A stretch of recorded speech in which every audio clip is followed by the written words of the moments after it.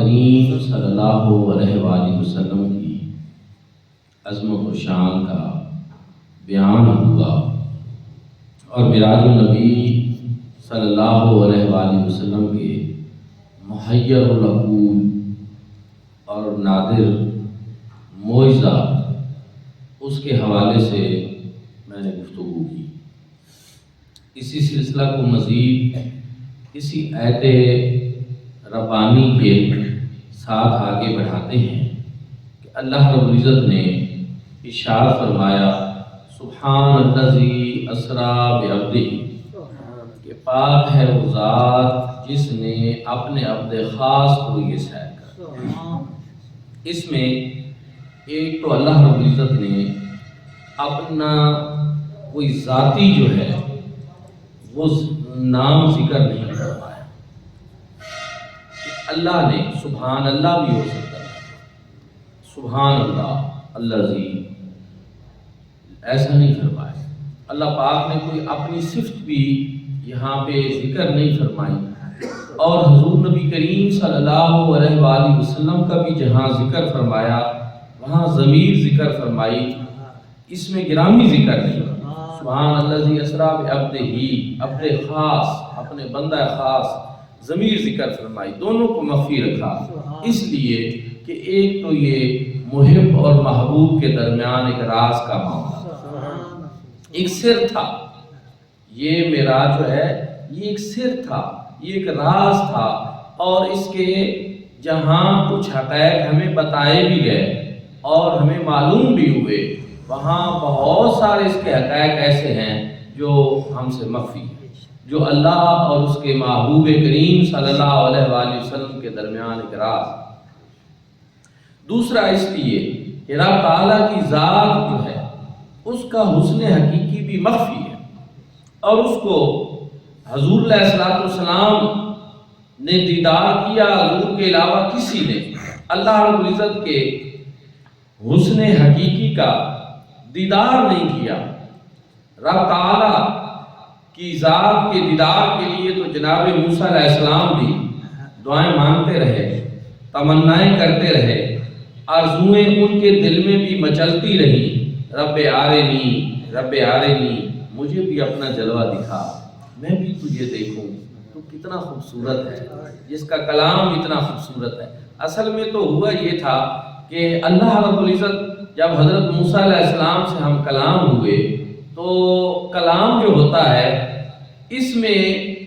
جو کلام کرنے والا ہوتا ہے اس کی شخصیت کا سارا حسن پوشیدہ ہوتا ہے۔ وہ کسی نے کہا تھا فقط اس شوق سے پوچھی ہیں ہزاروں باتیں، فقط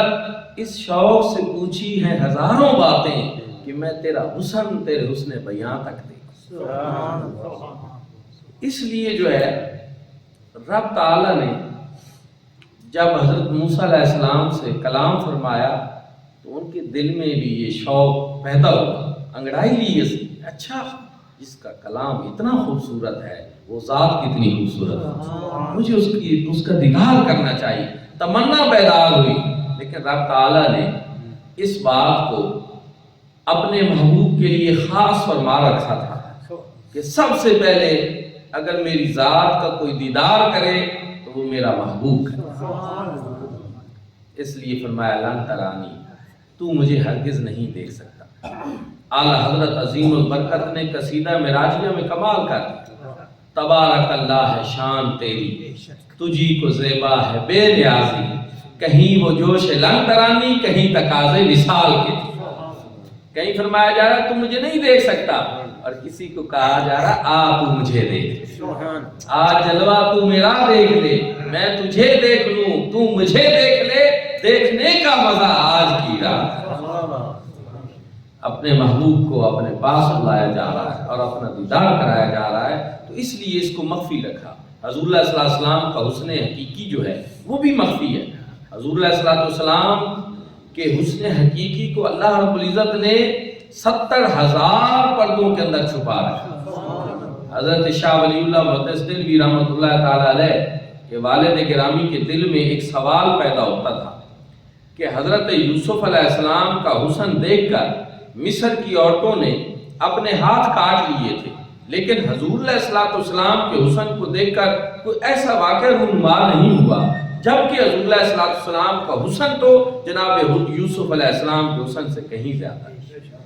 تو اس کی وجہ کیا ہے؟ ایسا کیوں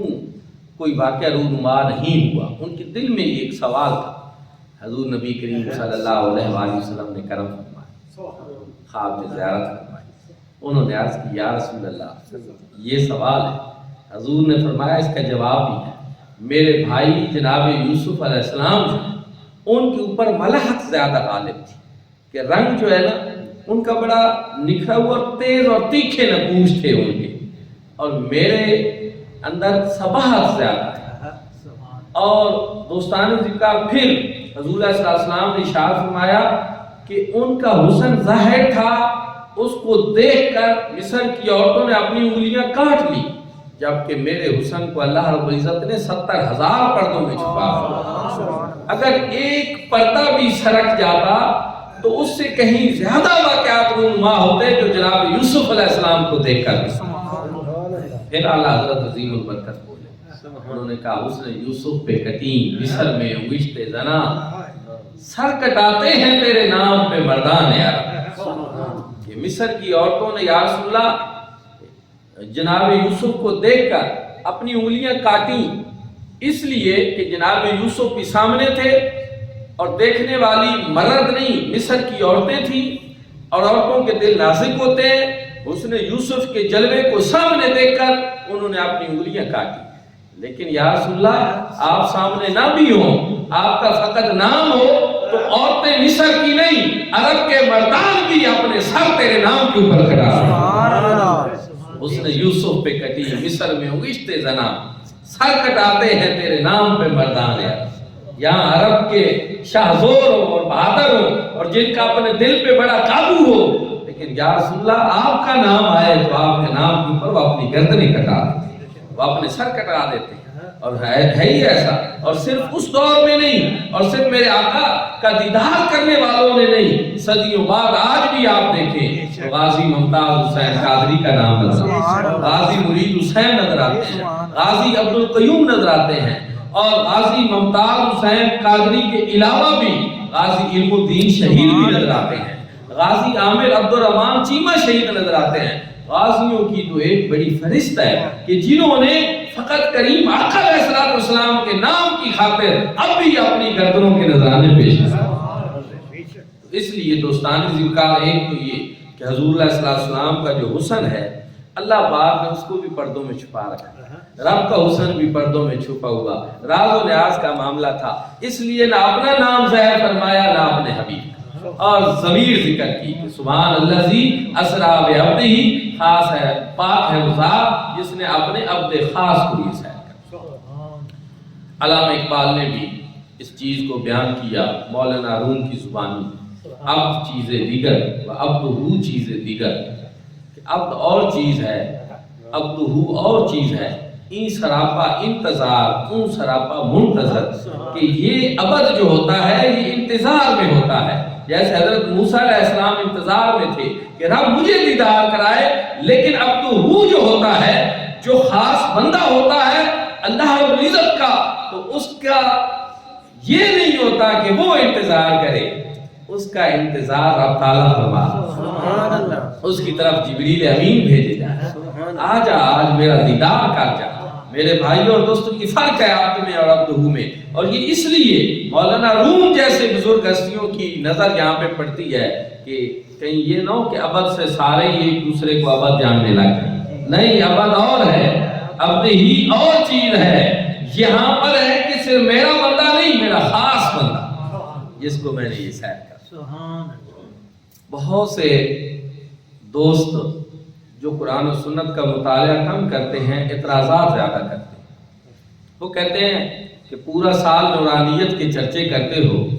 معراج النبی صلی اللہ علیہ وسلم کا موقع آتا ہے تو پھر عبد بیان کرتے ہو، حضور علیہ السلام اگر نور ہوتے تو نورانیت کا تذکرہ ہوتا، عبد تو بندہ ہوتا ہے۔ تو ایک بات یہ یاد رکھیں کہ عبد صرف بندہ نہیں ہوتا، بلکہ ہر وہ چیز جو اللہ رب العزت کی بندگی کرنے والی ہے وہ عبد میں شامل ہے، چاہے وہ کوئی فرشتہ ہو، چاہے وہ کوئی انسان ہو، چاہے وہ کوئی جن ہو اور چاہے وہ مخلوقات میں سے کوئی چیز ہو، جب وہ اللہ کی بندگی کرتی ہے تو وہ عبد کہلاتی ہے۔ قرآن پاک میں اس بات کا ثبوت بھی موجود ہے۔ اللہ رب العزت نے ارشاد فرمایا وَمَا خَلَقْتُ الْجِنَّ وَالْإِنسَ إِلَّا لِيَعْبُدُونِ، کہ ہم نے جنوں اور انسانوں کو پیدا نہیں کیا مگر اپنی عبادت۔ جن اگر اللہ کی بندگی کرے تو وہ بھی عبد، انسان اللہ کی بندگی کرے تو وہ بھی عبد۔ اسی طرح فرشتوں کے بارے میں اللہ رب العزت نے ارشاد فرمایا کہ بل عباد مکرمون، کہ وہ میرے بڑے مکرم عبد ہیں، وہ میرے بڑے مکرم بندے ہیں کیونکہ وہ بندگی کرتے ہیں۔ فرشتے جناب جبریل علیہ السلام نوریوں کے سردار ہیں، لیکن رب ان کو عبد فرما رہا ہے۔ جناب اسرافیل کو عبد کہا جا رہا ہے، جناب اسرائیل کو عبد کہا جا رہا ہے، جناب میکائیل کو عبد کہا جا رہا ہے۔ مجھے کہنے دیجئے کہ اگر جبریل امین کو عبد کہنے سے، اسرافیل کو عبد کہنے سے، میکائیل کو عبد کہنے سے اور اسرائیل کو عبد کہنے سے ان کی نورانیت پہ فرق نہیں آتا، تو سبحان الذی اسریٰ بعبدہ کہنے سے مصطفیٰ کریم صلی اللہ علیہ وآلہ وسلم کی نورانیت پہ بھی کوئی فرق نہیں۔ جبکہ اللہ اکبر، یا رسول اللہ، نعرہ حیدری، نعرہ غوثیہ، یا غوثیہ، سیدی مرشدی، یا نبی یا نبی۔ جبکہ حضور علیہ السلام کی تو نورانیت کا بیان قرآن میں موجود ہے کہ قد جاءکم من اللہ نور و کتاب مبین، تحقیق تمہارے پاس اللہ کی طرف سے ایک نور آیا اور روشن کتاب ہے۔ تمام مفسرین کا اتفاق ہے، میں نے اپنے دور طالب علمی میں 35 تفسیروں کے حوالے بھیرا شریف کی لائبریری سے اپنی نوٹ بک پہ خود نوٹ کیے تھے، عربی، اردو، فارسی 35 کے، جن میں سے ابھی میں گننا چاہوں تو 15-20 تفسیروں کے تو مجھے زبانی یاد ہیں۔ امام رازی نے تفسیر کبیر میں لکھا، تفسیر ساوی میں یہ لکھا ہوا ہے، حاشیہ عثمانی میں شبیر احمد عثمانی صاحب نے لکھا، اور حضور دارالامت نے جو ہے وہ تفسیر ضیاء القرآن میں لکھا، نور العرفان اور تفسیر نعیمی میں مولانا مفتی احمد یار خان صاحب نعیمی صاحب نے لکھا، تفسیر قرطبی میں امام قرطبی نے اس کو لکھا، بہت ساری تفسیر خازن، مدارک، بہت ساری تفاسیر، 35 تفاسیر جو ہے عربی، اردو، فارسی کی، مفسرین کہتے ہیں کہ یہاں نور سے مراد مصطفیٰ کریم صلی اللہ علیہ وسلم کی ذات ہے اور قرآن سے مراد کتاب مجید۔ دوستان ذکر، اسی طرح اللہ رب العزت نے دوسری جگہ پہ اپنے محبوب کے بارے میں ارشاد فرمایا یا ایھا النبی انا ارسلناک شاہدا و مبشرا و نذیرا، اے غیب کی خبریں بتانے والے نبی، ہم نے آپ کو حاضر ناظر، تمام سچائیوں کا گواہ بنا کر، شاہد بنا کر، اور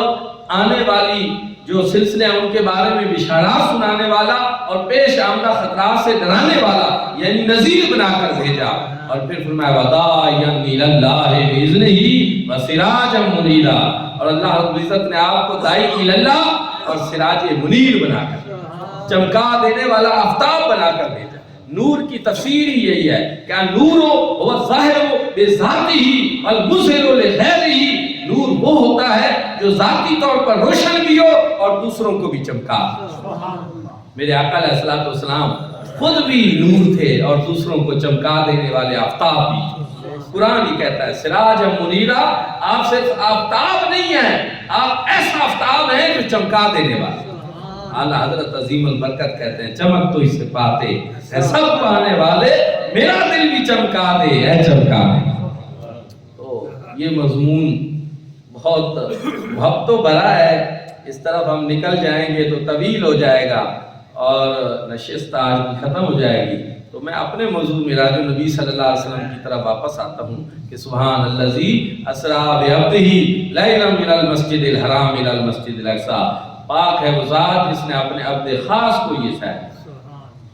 اچھا، عبد کا یہ جو قرآن مجید میں ذکر آیا عبد ہی، عبد خاص کا،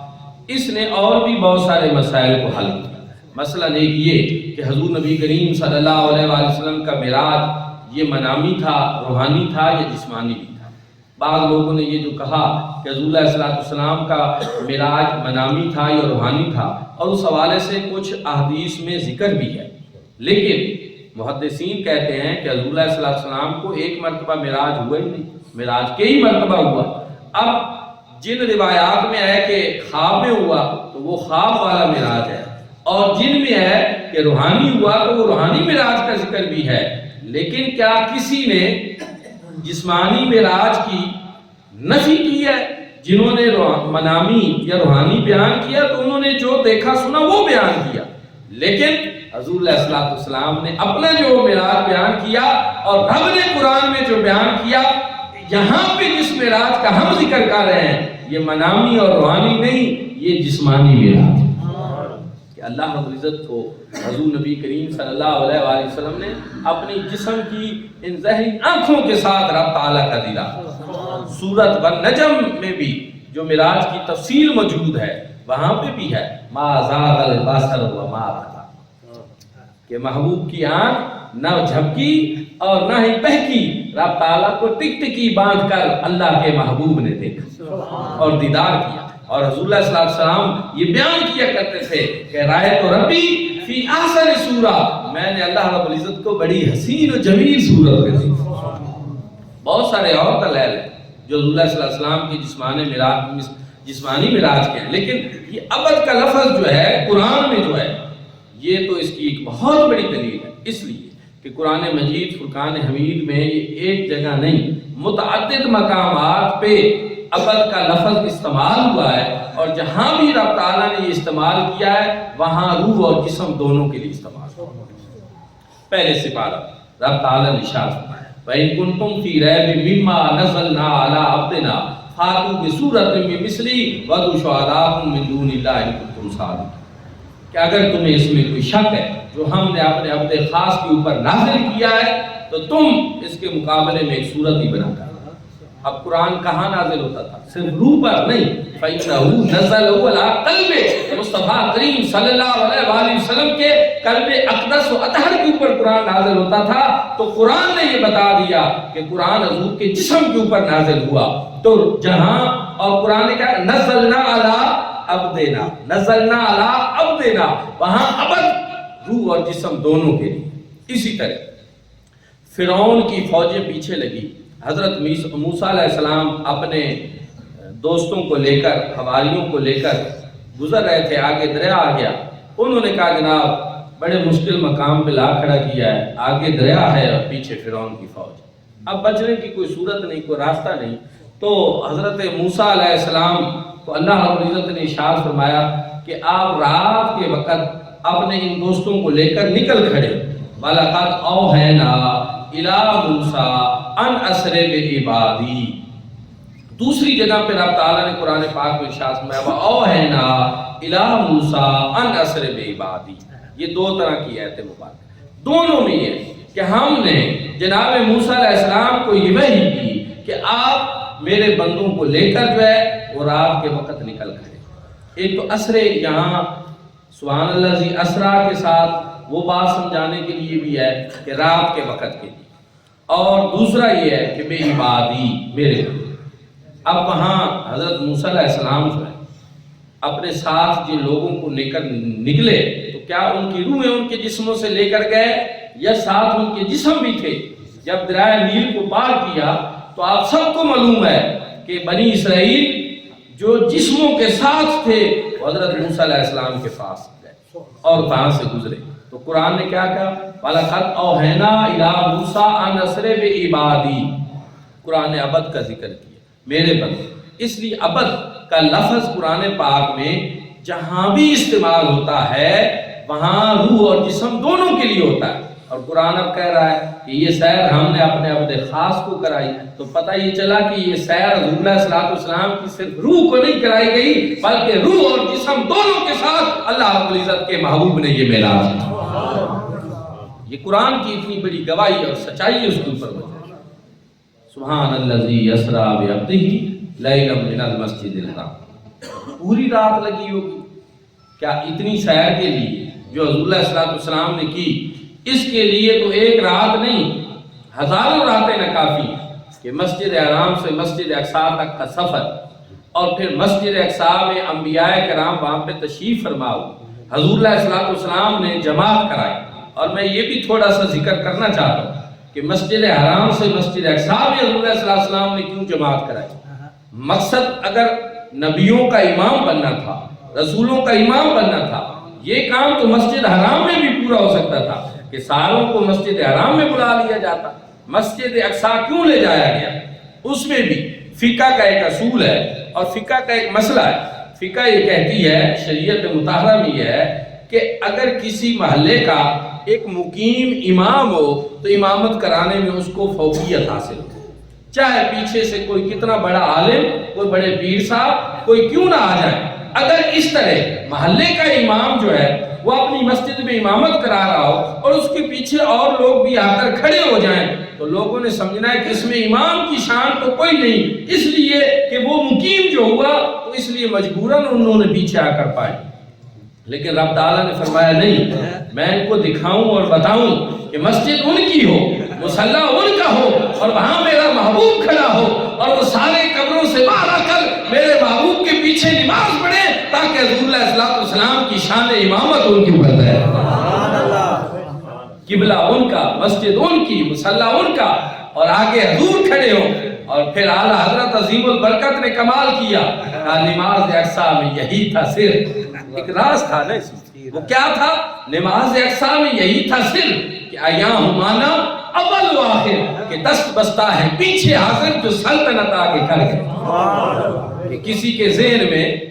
یہ خیال آ سکتا تھا کہ جو پہلے گزرے ہیں شاید ان کی شان بڑی ہے، ان کی عظمت بڑی ہے، جناب آدم ابو البشر ہے، اس زمین پر، اس دھرتی پر اللہ کے سب سے پہلے نبی وہ آئے تو شاید ان کی عظمت و شان بڑی ہے۔ موسیٰ کلیم اللہ تھے، شاید ان کی شان بڑی ہے۔ عیسیٰ روح اللہ تھے، شاید ان کی شان بڑی ہے۔ اور نوح نجیم اللہ تھے، شاید ان کی شان بڑی ہے۔ ابراہیم خلیل اللہ تھے، شاید ان کی شان بڑی ہے۔ رب تعالیٰ نے فرمایا نہیں، وہ سارے جو پہلے گزر چکے تھے، اپنا ٹائم اور دورانیہ اور پیریڈ گزار چکے تھے، آج سارے وہ آئے لیکن وہ آگے کھڑے نہ ہو، وہ مصطفیٰ کریم کے پیچھے کھڑے ہو، اور جو سب سے آخر میں آیا ہے وہ سب سے آگے کھڑا ہو، اور پھر دنیا کو پتا چلے کہ نماز اقصیٰ میں یہی تھا صرف کہ یا ہمانا اول و آخر، دست بستہ ہے پیچھے حاضر جو سلطنت آگے کر۔ سبحان اللہ، سبحان اللہ۔ ان کو پتہ ہی چلے کہ آج عظمت ہے کسی کی تو مصطفیٰ کریم، آج شان ہے تو حضور کی ہے، آج مقام ہے تو حضور کا ہے۔ اور حضور علیہ السلام اپنی مرضی سے بھی آگے کھڑے نہیں ہوئے، جبریل امین اللہ کے حکم سے حضور کا ہاتھ پکڑتے ہیں اور آگے مصلی پہ کھڑا ہے۔ حضور سارے انبیاء کی امامت کراتے، اور اس طرح آپ کو کہا جاتا ہے امام الانبیاء والمرسلین، رسول بھی آج پیچھے، انبیاء بھی آج پیچھے، اور سب کے آگے کھڑے ہیں تو رسولوں اور نبیوں کا امام کھڑا ہے۔ اور نبیوں میں نبی ایسے کہ امام الانبیاء ٹھہرے، وہ حسینوں میں حسین ایسے کہ محبوب خدا۔ اور پھر ایک اور بات بھی اس سے پتہ چلی کہ نبی مرنے کے بعد بھی نمازیں پڑھتے ہیں، زندہ ہوتے ہیں تبھی پڑھتے ہیں۔ مسجد اقصیٰ میں آئے کیسے؟ اگر مر کر نعوذ باللہ مٹی میں مل گئے، جیسا کہ بعض فضول قسم کے لوگوں کا یہ عقیدہ ہے، تو پھر وہ کون تھے جو 1,24,000 کم و بیش حضور کے پیچھے آ کر کھڑے تھے؟ اور احادیث مبارکہ کی صحیح حدیثوں میں موجود ہے، کوئی اس کا انکار نہیں کر سکتا کہ حضور نے شب معراج امامت انبیاء کی نہیں کرائی۔ اس بات کو اگر سب مانتے ہیں تو وہ اگر آئے اور اپنی اپنی قبروں سے آئے، اور جو آسمانوں پہ زندہ تھے وہ آسمانوں سے آئے، اور جو زمین پہ زندہ تھے وہ زمین سے آئے، چونکہ 4 نبی ایسے ہیں جو آج بھی اپنی حیات ظاہری کے ساتھ موجود ہیں۔ حضرت خضر علیہ السلام اور حضرت الیاس علیہ السلام زمین کے اوپر موجود ہیں، اور حضرت ادریس علیہ السلام اور حضرت عیسیٰ علیہ السلام آسمانوں کے اوپر موجود ہیں۔ وہ اس طرح آسمانوں سے آئے، یہ زمین سے آئے، اور جو مزارات میں تھے وہ مزارات سے اٹھ کر آئے، اور سارے آئے اور انہوں نے آ کر یہ بتا دیا کہ ہم قبروں میں بھی نمازیں پڑھتے ہیں، چونکہ حدیث پاک میں ہے الانبیاء احیاء فی قبورہم یصلون، کہ اللہ کے نبی زندہ ہوتے ہیں اور وہ قبروں میں نمازیں بھی پڑھتے ہیں۔ لیکن مجھے کہنے دیجئے کہ اللہ کے نبی زندہ بھی ہوتے ہیں، قبروں میں بھی نمازیں پڑھتے ہیں، لیکن اگر ان کو ایسا امام میسر آ جائے تو قبروں سے باہر آ کر بھی نمازیں صرف قبروں میں نہیں پڑھتے، پھر مصطفیٰ کریم کے پیچھے بھی آ کر پڑھتے۔ تو مسجد اقصیٰ میں حضور علیہ السلام نے سارے انبیاء کی امامت بھی کرائی، اور وہاں نے کیوں لے جایا گیا؟ قرآن نے بھی اس بات کو بیان کیا لِنُرِيَهُ مِنْ آيَاتِنَا إِنَّهُ هُوَ السَّمِيعُ الْبَصِيرُ، تاکہ ہم نے وہ نشانیاں جو مسجد اقصیٰ کے ارد گرد رکھی ہیں اور وہ برتن الذی بارکنا حولہ لِنُرِيَهُ مِنْ آيَاتِنَا إِنَّهُ هُوَ السَّمِيعُ الْبَصِيرُ، اپنی وہ برکتیں اور اپنی وہ نشانیاں وہ حضور علیہ السلام کے اوپر ظاہر ہیں۔ ان میں کیا تھا؟ مسلم شریف کی حدیث پاک ہے، حضور علیہ السلام نے ارشاد فرمایا مررت بقبر موسیٰ وہو قائم یصلی فی قبرہ، میں جناب موسیٰ علیہ السلام کی قبر کے پاس سے گزرا اور میں نے دیکھا کہ وہ قبر میں کھڑے ہو کر نماز پڑھا۔ دوستو، اللہ کے نبی زندہ ہوتے ہیں، قبروں میں بھی نمازیں پڑھتے ہیں، ایسا امام میسر آ جائے تو قبروں سے باہر آ کر بھی نمازیں پڑھتے ہیں۔ اعلیٰ حضرت عظیم البرکت اس لیے کہتے ہیں کہ تو زندہ ہے واللہ، تو زندہ ہے واللہ، میری چشم عالم سے چھپ جانا۔ آج ہماری آنکھیں اگر ان کو نہیں دیکھ سکتی تو یہ ہماری آنکھوں کی کوتاہی ہے، اللہ کے نبی تو زندہ ہو، نمازیں بھی پڑھتے ہیں۔ اور دوستان ذکر مسجد اقصیٰ سے پھر حضور علیہ السلام کو وہ براق کے اوپر سوار کر کے پھر آگے عالم بالا کی طرف جو ہے لے جایا گیا۔ مسجد اقصیٰ کی جو تصویر عام طور پر آپ میڈیا میں دیکھتے ہیں وہ مسجد اقصیٰ کی تصویر نہیں ہے، وہ بیت الصخرہ کی ہے۔ وہ بیت الصخرہ وہ جگہ ہے جہاں حضور علیہ السلام شب معراج